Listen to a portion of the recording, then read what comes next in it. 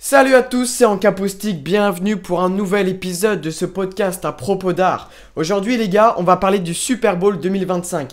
On avait déjà un peu théorisé sur ce qui allait se passer un peu pendant les vidéos sur les Jeux Olympiques.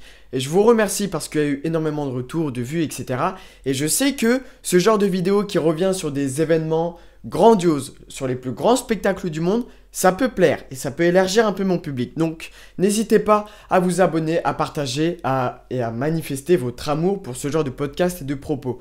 Voilà, on n'est pas sans savoir que cette année 2025, ça va être l'année de Kendrick Lamar. C'est déjà les mois de Kendrick Lamar avec tout son bif, avec son album qui est annoncé, avec le Super Bowl qui est annoncé. Et donc voilà, ça va clôturer un peu toute cette année folle. Et on ne sait pas ce qui va se passer encore pour lui.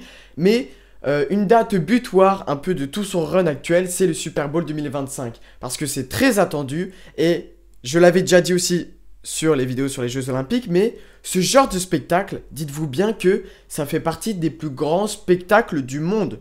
Voire de l'histoire de l'humanité.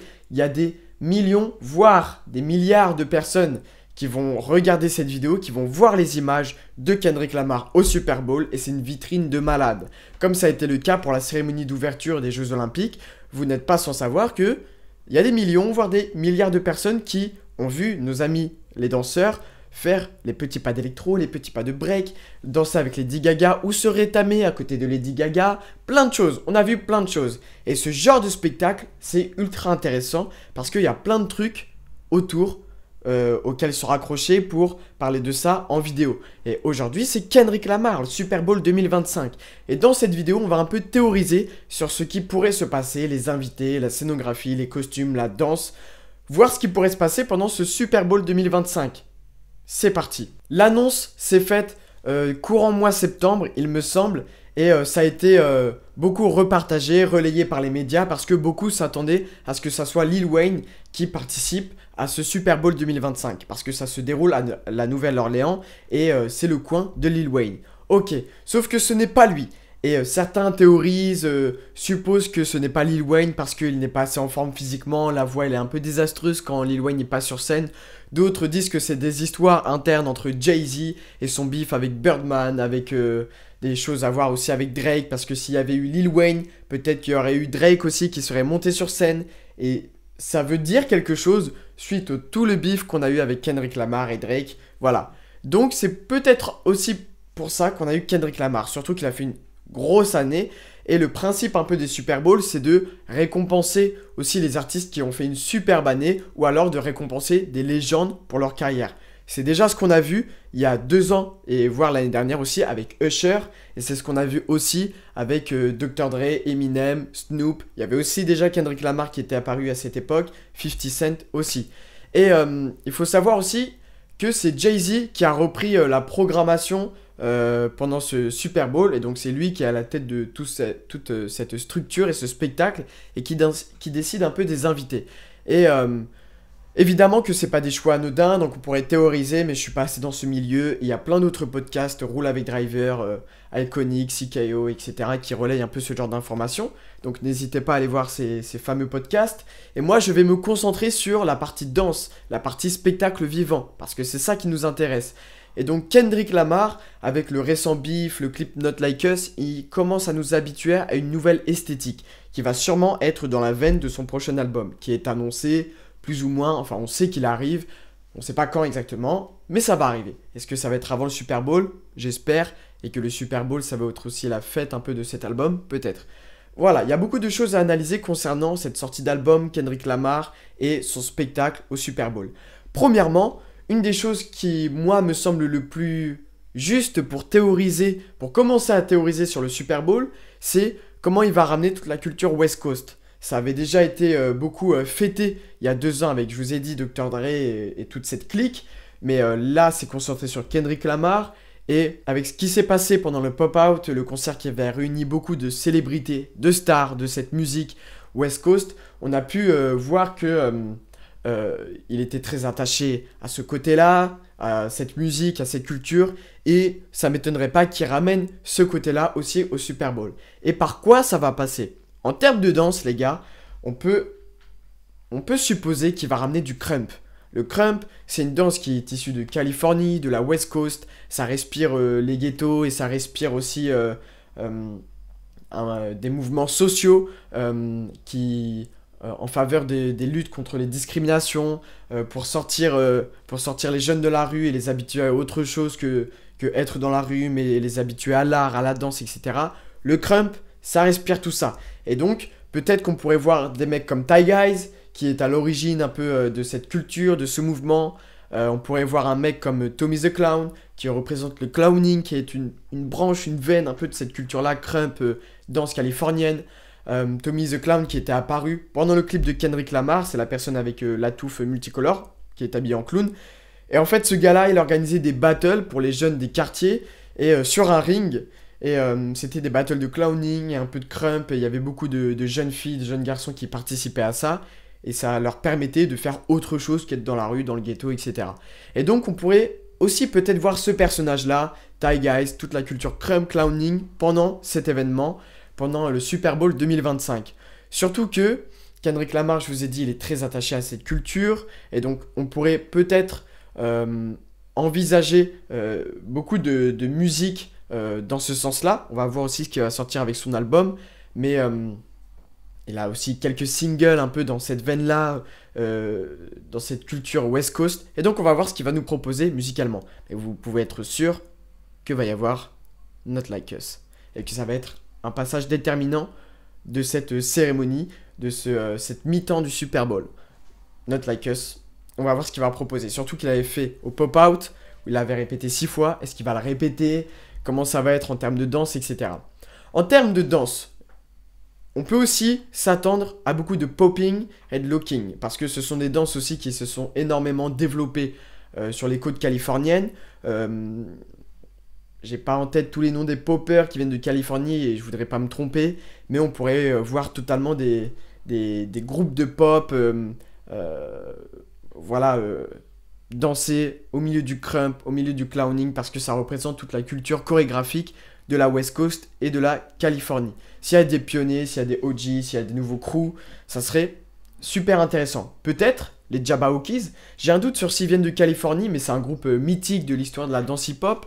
Et ils avaient déjà participé au show de la finale de la NBA.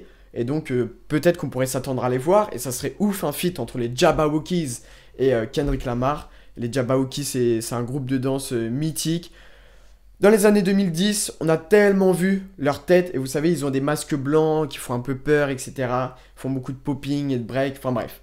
On peut s'attendre à un show chorégraphique très tourné autour des danses hip-hop, et c'est pas anodin de le dire, même si c'est des danses actuelles, populaires, etc. Parce que sur d'autres shows, peut-être comme ce qu'avait fait Rihanna, on est sur d'autres danses plus sensuelles, même s'il y a beaucoup de hip-hop. Voilà, on peut s'interroger aussi sur les chorégraphes présents, et ça on va suivre à fond les chorégraphes qui vont travailler avec Kendrick Lamar pour former ce Super Bowl 2025, parce que ça va leur donner un coup de pub de fou malade, et peut-être que c'est des chorégraphes qui ont déjà l'habitude de travailler avec Kendrick. J'ai toujours pas le blaze de celui qui a travaillé sur la tournée récente de Kendrick Lamar sur le dernier album, parce que ce qui est intéressant aussi, c'est de noter à quel point Kendrick Lamar, chorégraphiquement, il s'est amélioré. Il a plus de prestance sur scène, il a un personnage chorégraphique plus fort, avec des gestes à lui. Et ça, on a pu le voir au Pop-Out, on a pu le voir pendant ses shows au SNL, on a pu le voir aussi dans ses clips. Et pour moi, ça commençait avec Family Ties, j'en avais déjà parlé, le clip avec Baby Kim. Ça fait beaucoup d'informations, je sais, mais gardez ça en tête parce qu'on va les réinterroger, voir si ce qu'on va dire pendant cette vidéo, ça va être confirmé pendant la mi-temps du Super Bowl. Et je l'attends à fond. Il me semble que c'est février ou fin janvier, je ne sais plus exactement. Ok. Donc voilà concernant la danse. Après, c'est du spectacle. Et donc, qui dit danse, qui dit musique, dit aussi scénographie, mais aussi décor, costume, etc. C'est parti. Pendant la dernière tournée de Kendrick Lamar, on a pu voir un costume particulier qui me faisait penser de premier abord à un costume que Michael Jackson pouvait porter pendant des lives, un costume un peu en référence au Black Panther, et je sais pas si la référence est claire, consciente, c'est Kendrick Lamar, donc s'il y a une référence à ça, elle est clairement conscientisée, c'est sûr. Mais en tout cas, je sais pas, ça me rappelait des costumes en cuir noir que portaient les Black Panthers pendant les marches, pendant les manifestations, etc. En termes de costumes, c'est un des derniers costumes qui m'a réveillé quelque chose de fort en moi concernant Kendrick Lamar. Parce que sinon, j'ai pas l'impression qu'il ait des costumes très marquants. Pendant toute la période du dernier album, il nous proposait quelque chose de très... moi j'ai envie de parler de divin, c'est-à-dire que en termes de coiffure, en termes de couleur, des choses assez blanches, des choses assez amples. Je sais pas, moi ça me rappelait des tuniques un peu qu'on peut retrouver dans des représentations de Dieu. Et je sais pas, et ça me fait beaucoup penser cet aspect-là au costume, à la mise en scène de Kanye West pendant ses shows. Et voilà, c'est les derniers costumes un peu qui m'ont marqué de Kendrick Lamar. À voir comment son prochain album, il va être visuellement parlant, en termes de costumes, voilà, en termes de décor, de couleurs, parce que on peut être sûr que ça va se retrouver sur le Super Bowl, parce qu'il va faire référence à cet album-là, mais aussi à sa carrière. Ça m'étonnerait qu'il y ait des changements de costume, ou alors il faut qu'il soit très rapide, comme 50 Cent pendant sa tournée, si vous voyez la référence visuelle. Voilà. Et donc, moi, je trouve ça trop intéressant de théoriser aussi sur le costume, non pas que la danse, parce que c'est pas quelqu'un qui nous habitue à des costumes de fou. C'est pas Lady Gaga, c'est pas Beyoncé. Et sauf que là, depuis quelques années, j'ai l'impression que ça se peaufine et que c'est de plus en plus pris en charge. Et voilà, il se passe quelque chose à ce niveau-là. Donc à voir, parce que dans le clip Not Like Us, on voit plein de différentes tenues, des choses plus triviales, plus quotidiennes, même s'il est toujours bien fringué, mais c'est des choses plus street, peut-être qui ont des références, etc. De toute façon, il y en a toujours avec Kendrick Lamar, mais il y a des choses plus quotidiennes, plus simples, plus sobres. À voir, est-ce qu'il va garder ça pour le Super Bowl, ou est-ce qu'il va en mettre le paquet et retourner un peu comme dans la dernière tournée, et nous proposer quelque chose de plus travaillé en termes de références, de couture, etc. C'est intéressant de se poser cette question-là. En termes de scénographie aussi, c'est compliqué, parce que le Super Bowl nous habitue chaque année à des scénographies complètement différentes. Il n'y a qu'à voir ce que Michael Jackson en 93 avait proposé, il n'y a qu'à voir le show de Prince, le show de Beyoncé avec Bruno Mars et Coldplay, il n'y a qu'à voir le show de Rihanna qui se passait dans les airs, l'espèce de structure que je ne saurais nommer du show de Dr. Dre. Donc, en termes de structure scénique, c'est assez compliqué. Mais la construction de l'espace, pour moi, j'imagine quelque chose d'assez proche du public. Comme on a pu le voir, il me semble que c'était avec Usher, enfin Prince, Beyoncé, il y a toujours du public autour des personnalités. Mais là, j'ai l'impression que ça pourrait être renforcé, parce qu'il y a toujours un côté social dans Kendrick Lamar, avec ses albums, avec ses clips, où il est au milieu de la foule, il se mélange dans la foule. On pourrait peut-être avoir un truc au milieu de la foule, voilà, un truc très terre-à-terre, j'en sais rien.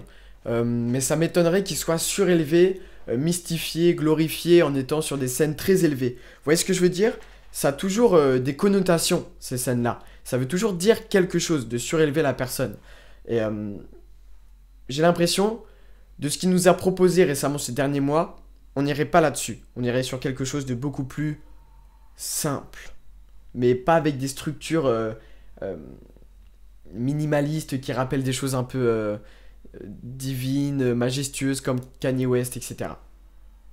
Imaginez un jour Kanye West au Super Bowl, ça pourrait être incroyable. En termes d'invités, on pourrait être très surpris.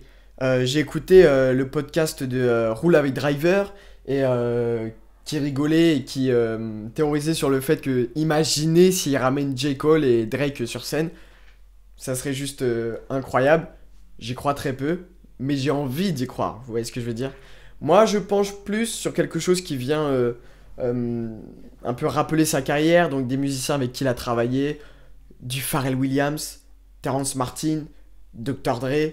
On pourrait aussi penser à des légendes de la West Coast, mais ça avait déjà ça avait déjà été présenté un peu de ce côté-là il y a 2 ans avec Dr. Dre, Eminem, Snoop, etc. 50, voilà.